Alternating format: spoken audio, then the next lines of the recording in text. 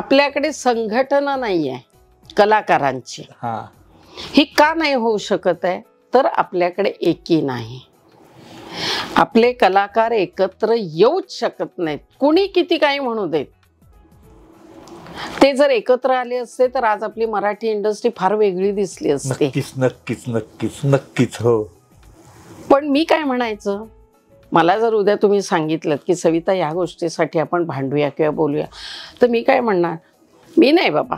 मला निर्मात्यांनी, मी सांगितलं निर्मात्याला तो परडे दिलाय, मी निर्मात्याला सांगितलं मी इतक्या वाजता येणार आणि इतक्या वाजता जाणार, मग मला ते सोडतायत, मला हवी ती फॅसिलिटी मला मिळते, स्पेशल मेकअप रूम पण मिळते, मला हे पण मिळते, मग तुझ्यासाठी मी का बोलू?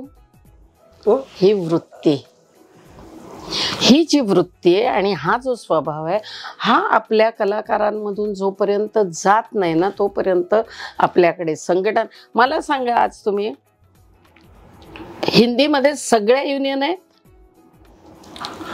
हो आहेत ना? हो आहेत ना. कलाकारांची पण युनियन आहे.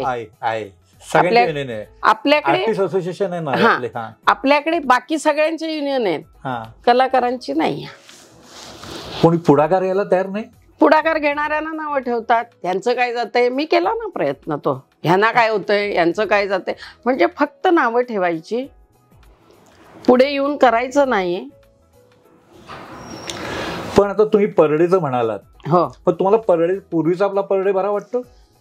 पूर्वी तुम्ही कसं काम झालं, संध्याकाळी पैसे मिळाले ना, की भले 4 पैसे कमी मिळत होते, पण पूर्वी कसं होतं की 9 ते 6ची शिफ्ट असायची.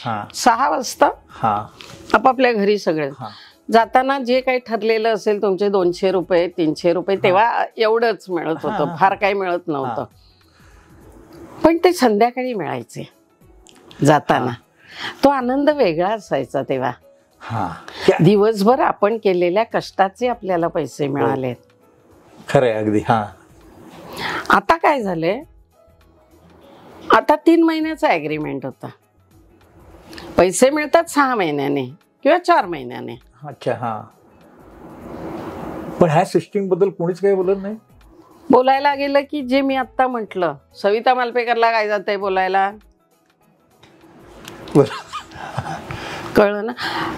पण आता काय झालंय माहितीये ना, तुम्हाला सांगते की एखादी माझ्यासारखी स्पष्ट व्यक्ती बोलणारी असते, जे आहे ते तोंडावर बोला, मोकळे व्हा. म्हणजे मी जेव्हा एखाद्या प्रोडक्शन मध्ये काम करते तेव्हा मी त्या प्रोडक्शन वाल्याला सांगते की जे असेल, उद्या माझ्याबद्दल तुला कोणी काही सांगितलं की मी तुझ्याबद्दल असं म्हटलं, निर्मात्याबद्दल असं, समोर यायचं आणि मला विचारायचं. पाठीमागे चर्चा नाही करायची, समोर येऊन विचार. मी चुकीची असेल, मी 10 वेळा सॉरी म्हणेन. करेक्ट. पण मी चुकीची नसेल तर कोणाचा बाप खाली आला तरी मी म्हणणार नाही. पण तुमच्या या स्वभावाचे फायदे तोटे काय? तोटे झालेत की खूप. पण तुम्ही 50 वर्ष टिकलात, हे गुणवत्ता आहे, मेहनत आहे, स्ट्रगल आहे. हो. आणि तोटे? तोटे म्हणजे की बऱ्याच वेळेला अरे ती फार हे करते, म्हणजे असं बोंबाबोंब उठवणारी माणसं आहेत आपल्याकडे बरीच. पण मला वाटतं मी 50 वर्ष टिकण्यापाठीमागे कारण प्रामाणिक काम, कामावरची निष्ठा. कारण ना कोकणातनं मी आले, आगापिछा म्हणजे गॉडफादर नाही कोणी. राजा गोसावी हे माझ्या वडिलांचे मित्र, वडील गेलेले कळल्यानंतर राजाभाऊनी मला बोलवलं मुंबईत. पण म्हणून ते काही सतत माझ्या बरोबर नव्हते ना, नाही. किंवा त्यांनी एक नाटक माझं सुचवलं मला, म्हणून सगळीच कामं नाही मला त्यांनी दिली. म्हणजे मी तर सांगेन ना, ज्या ज्या कलाकारांबरोबर मी त्यावेळेला कामं केली, त्या कुठल्याच कलाकाराकडनं एकतर मी अपेक्षा केली नाही की त्यांनी माझं नाव सुचवावं, किंवा त्या कलाकाराने माझं नाव कधीच सुचवलं नाही. म्हणजे याच्यात आत्ताही आहेत ते कलाकार, त्यांनी कधी नाही सुचवलं, किंवा मी तर कधी अपेक्षाच नाही केली. मला विश्वास होता माझ्यावर. काय असतं, आपला एक स्वतःवर विश्वास असायला पाहिजे, जास्त महत्वाची गोष्ट.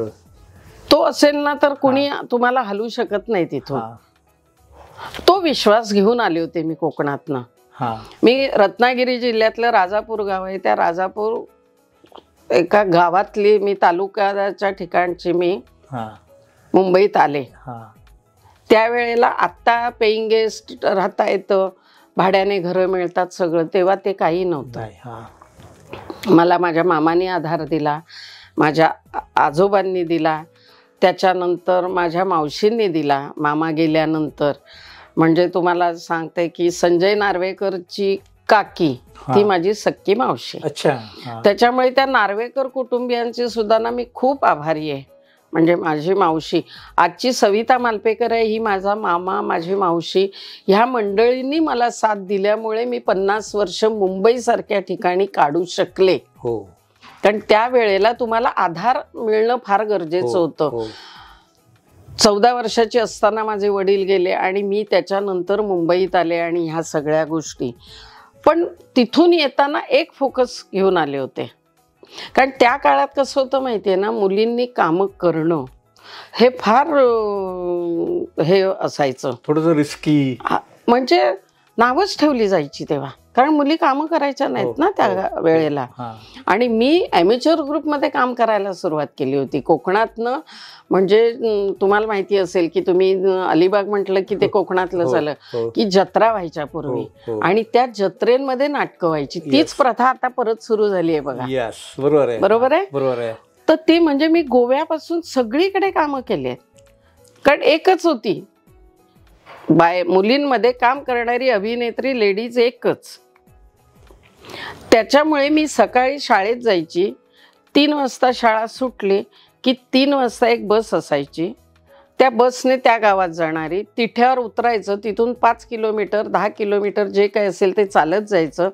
आदल्या दिवशी जायचं, रिहर्सल करायची, दुसऱ्या दिवशी प्रयोग करायचा आणि रात्री प्रयोग संपला की तेवढंच चालत येऊन तिठ्यावर उभं राहायचं, गाडी पकडायची, आणखीन राजापूरला यायचं, आंघोळ करायची, कपडे बदलायचे, सगळे करायचं, काय असेल ते खायचं आणि परत शाळेत जायचं. मराठी चित्रपटसृष्टीमधील latest update, original web series, shows, गाणी आणि एंटरटेनमेंटसाठी आमच्या चॅनलला सबस्क्राईब करा आणि बेल आयकॉन दाबायला विसरू नका.